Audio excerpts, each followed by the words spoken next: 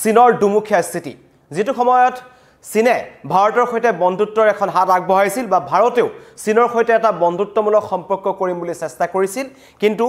ভাৰতৰে বন্ধুত্বৰ প্ৰস্তাৱ আনফালে পাকিস্তানক সামৰিকভাৱে সহায় কৰিছে এখন চীনে এয়া নতুন কথা নহয় চীনৰ দুমুখীয়া স্থিতি আগৰ পৰাই আছে পাকিস্তানৰ সৈতে চীনৰ এটা সুসম্পৰ্ক আগৰ পৰাই আছে কিন্তু শেহতীয়াকৈ আমেৰিকা আৰু ভাৰতৰ যি সম্পৰ্ক যেটো ফাট মেলিছিল তাৰ পাছতে দেখিছিলো যে নতুন দিল্লীয়ে চীনলৈ যোৱা এটা যুজা কৰিছিল বিশেষকৈ প্ৰধানমন্ত্ৰী মোদী 7 বছৰৰ পিছত চীনলৈ যাবলৈ ওলাইছে তাৰ কাৰণ হৈছে সাংহাই সহযোগিতা পৰিষদৰ বৈঠকত প্ৰধানমন্ত্ৰী মোদীয়ে অংশগ্ৰহণ কৰিব চৰকাৰীভাৱে ঘোষণা নকৰিলেও 31 আগষ্টৰ পৰা 1 ছেপ্টেম্বৰলৈ প্ৰধানমন্ত্ৰী মোদী বেইজিঙত থাকিব বুলি সূত্ৰৰ ফালৰ পৰা গম পোৱা গৈছে আৰু সেইখিনি সময়তে চীন আৰু ভাৰতৰ মাজত সম্পৰ্ক সুদৃঢ় কৰাৰ চেষ্টা চলোৱাৰ কথা যুজা চলাই আছিল কিন্তু তাৰ মাজতে হঠাৎ চীনৰ এটা হঠকাৰী সিদ্ধান্ত চীনে সামৰিক চুক্তি অনুসৰি পাকিস্তানক যোগান ধৰিছে J-10ME হেলিকপ্টাৰ যিখন অত্যাধুনিক হেলিকপ্টাৰ অত্যন্ত নতুন প্ৰযুক্তি তাত সংযুক্ত হৈ আছে চীনৰ বায়ুসেনা বাহিনীটো সেইখন হেলিকপ্টাৰ অত্যন্ত গুৰুত্বপূৰ্ণ বুলি কোৱা হৈছে আৰু সেই হেলিকপ্টাৰখন এতিয়া পাকিস্তানক যোগান ধৰিছে তেওঁলোকৰ যি স্বাধীনতা দিৱস আহি আছে তাৰ আগে আগে কিন্তু চীনে কালিৰ দিনটোত যিখন তেওঁলোকৰ মুলতান বুলি যেটো অঞ্চল আছে পাকিস্তানৰ মুলতানৰ যিখন সেনা চাউনি আছে তাত পাকিস্তানৰ সেনাপ্ৰধান ফিল্ড মাৰ্শাল আসিম মুনিৰ উপস্থিতিত চীনৰ J-10 হেলিকপ্টাৰখন পাকিস্তানৰ সেনা বাহিনীত বায়ু সেনা বাহিনীত সামিলকৰণ কৰা হৈছে আৰু লগতে মুজাফফৰনগৰৰ যেটো ফিল্ড ফায়াৰিং ৰেঞ্জত আছে সেই ৰেঞ্জত হেলিকপ্টাৰ সামৰিক সক্ষমতাৰ পৰীক্ষাও সম্পন্ন কৰা হয় আৰু 14 আগষ্টৰ আগে আগে প্ৰায় 60খন এনেকুৱা ধৰণৰ J-10M হেলিকপ্টাৰ চীনে পাকিস্তানক যোগান ধৰিব পাকিস্তানৰ যি সামৰিক শক্তি আছে সামৰিক শক্তি বৃদ্ধিৰ ক্ষেত্ৰত চীনৰ এই যি প্ৰয়াস তাক লৈ কিন্তু এতিয়া নতুন দিল্লী চিন্তিত হৈ পৰিছে কাৰণ নতুন দিল্লীৰ মনত এটা প্ৰশ্ন উত্থাপন হৈছে যে ভাৰতে এতিয়া কাক বিশ্বাস কৰিব ভাৰতে চীনক কেনেকৈ বিশ্বাস কৰিব কাৰণ আমি শেহতীয়া পৰিস্থিতি দেখিছো যে দুখন মহা শক্তিধৰ দেশ চীন আৰু আমেৰিকা আৰু ৰাছিয়াক লৈ যি সংঘাত হৈছে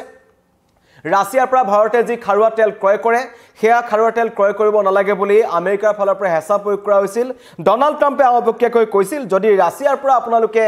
তেল ক্ৰয় কৰে তেন্তে যি বাণিজ্যিক শুল্ক আছে হেতু অধিক কৰি দিয়া হ'ব আৰু 50% লৈ ডনাল্ড ট্ৰাম্পে ভাৰতৰ যি বাণিজ্যৰ ক্ষেত্ৰত শুল্ক তেওঁলোকে বৃদ্ধি কৰিলে যাতে ভাৰতৰ এটা প্ৰভাৱ পৰে তাৰ ওপৰত তেওঁলোকে বজাৰখনত যাতে প্ৰভাৱ পৰে তাৰ কাৰণে তেওঁলোকে এটো আক্ৰোশমূলকভাৱে হে 50% শুল্ক তেওঁলোকে বঢ়াই দিলে 50% লৈকে বঢ়াইছে আৰু তাৰ পাছতেই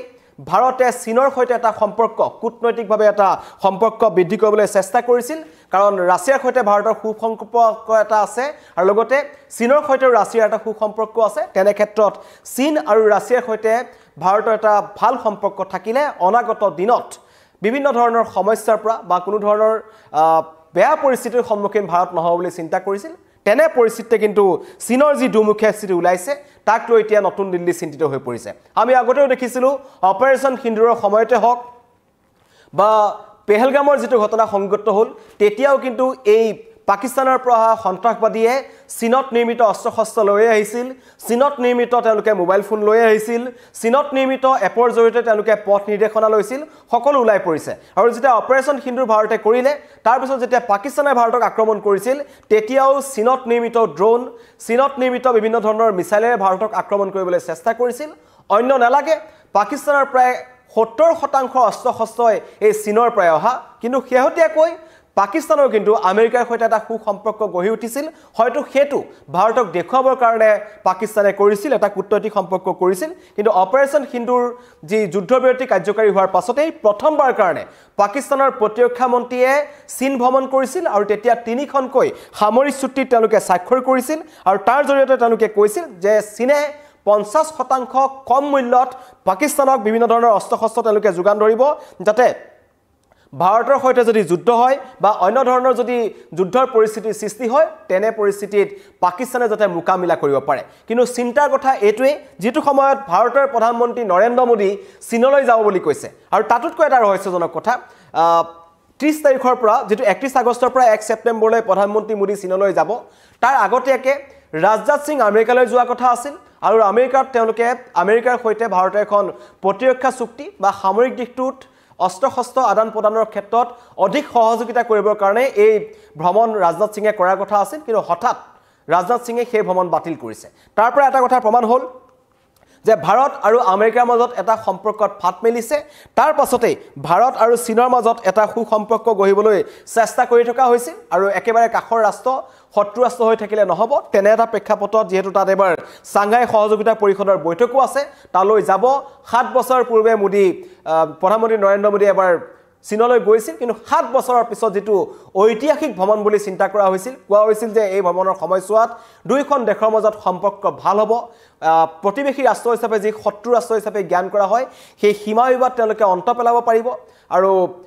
বাণিজ্যিক দিশত সহযোগিতা পাব অস্ত্ৰ-শস্ত্ৰৰ দিশত সহযোগিতা পাব কিন্তু তেনে ক্ষেত্ৰতে হঠাৎ চীনে কিন্তু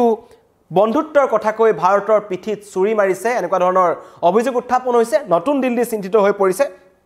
কাৰণ পাকিস্তানৰ মুলতানৰ সেনা ছাউনীত পাকিস্তানৰ সেনা প্ৰধান ফিল্ড মাৰ্শ্বেল আসিম মুনিৰৰ উপস্থিতিত চীনত নিৰ্মিত জেট-10 হেলিকপ্টাৰ সামিলকৰণ কৰাৰ পাছতেই কিন্তু নতুন দিল্লী খৰ্গগ্ৰস্ত হৈ পৰিছে কাৰণ ভাৰতে এটা কথা আগতীয়াকৈ কৈছে সমগ্ৰ বিশ্বৰ সন্মুখত ভাৰতে এটা কথা কৈছে যে আমি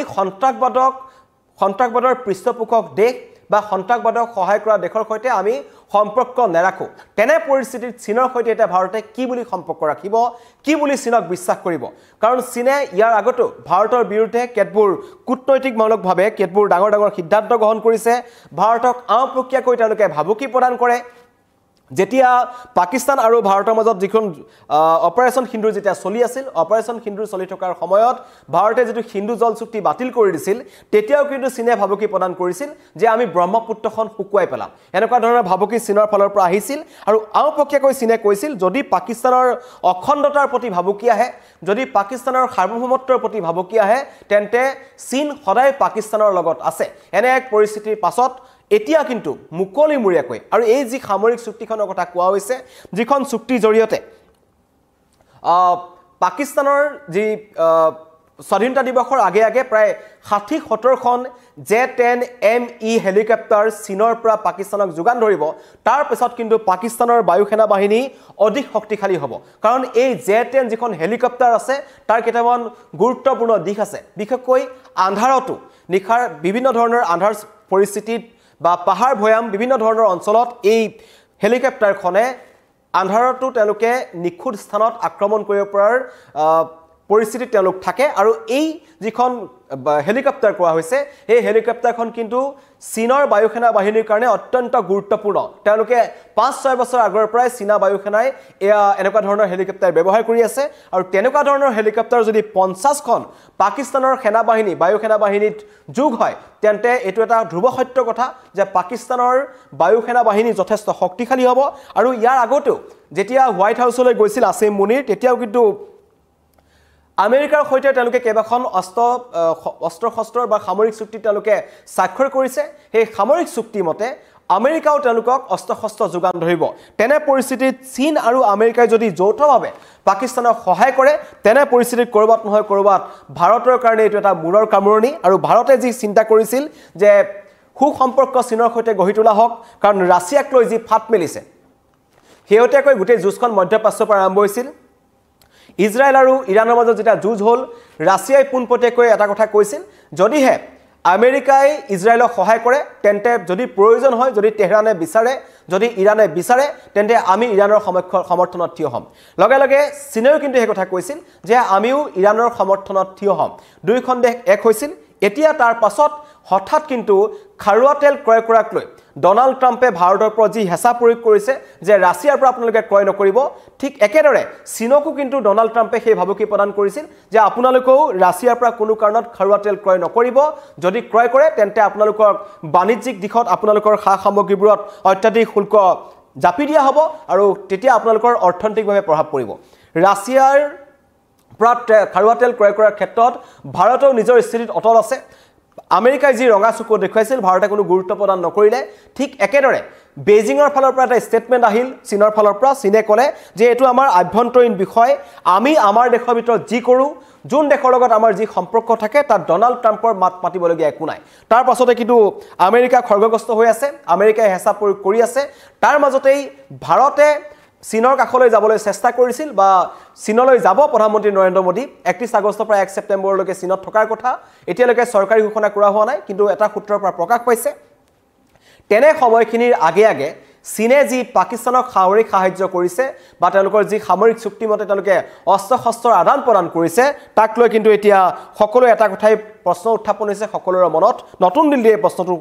কৰিছে যে কেনেকৈ বিশ্বাসত ল'ব এখন চীনক যিখন চীনে বন্ধুত্বৰ কথা কৈ পিঠিত চাকু মাৰিছে আৰু ভাৰতৰ আটাইতকৈ ডাঙৰ শত্ৰু ৰাষ্ট্ৰ পাকিস্তানক তেওঁলোকে আওপকীয়াকৈ সহায় কৰি আহিছে এটা কথা সত্য চীনে বাংলাদেশকো সহায় কৰি আহিছে পাকিস্তানকো সহায় কৰি আহিছে লগতে ভাৰত বিৰোধী যিবোৰ উগ্ৰপন্থী সংগঠন আছে সেই সংগঠনসমূহকো তেওঁলোকে সহায় কৰি আহিছে মিয়ানমাৰতো তেওঁলোকে সহায় কৰি আহিছে যাতে ভাৰতক চাৰিওফালৰ পৰা অশান্ত কৰি ৰাখিব পাৰি সেই ব্লুপ্ৰিণ্টটো কিন্তু ৰঙা চীনৰ আগৰ পৰাই আছিল আৰু চীনে ভাৰতক অশান্ত কৰি ৰাখিবলৈ চেষ্টা কৰে পোনপটীয়াকৈ নকৰিলেও আওপকীয়াকৈ অন্য দেশসমূহক সহায় তেওঁলোকে কৰি আহিছে এতিয়া যি মুজাফৰনগৰ ফিল্ড ফায়াৰিং ৰেঞ্জত হেলিকপ্টাৰখনৰ যি সামৰিক সক্ষমতাৰ প্ৰশিক্ষণ পৰীক্ষা কৰা হৈছে তাৰ পিছত এটো কথা স্পষ্ট হ'ল যে 14 আগষ্ট ভাৰতৰ 15 আগষ্ট স্বাধীনতা দিৱস আৰু পাকিস্তানৰ 14 আগষ্টৰ আগে চীনে এই 60খন অত্যাধুনিক হেলিকপ্টাৰ পাকিস্তানৰ সেনাবাহিনীক গতাই দিব আৰু তাকে লৈ কিন্তু এতিয়া মুদিৰ ভাৰত চীন ভ্ৰমণৰ আগে এনেকুৱা ধৰণৰ চীনে যি সিদ্ধান্ত গ্ৰহণ কৰিছে সেই সিদ্ধান্তই কিন্তু এতিয়া কূটনৈতিক দিশটোত প্ৰভাৱ পেলাব পাৰে ভাৰতে এইখন চীনৰ সৈতে সামৰিক চুক্তি স্বাক্ষৰ কৰিব নকৰে বাণিজ্যিক চুক্তি স্বাক্ষৰ কৰিব নকৰে শান্তিৰ কাৰণে হাত আগবঢ়াবলৈ নবহায় তাক লৈ এটা ডাঙৰ প্ৰশ্নৰ উত্থাপন হৈছে ধন্যবাদ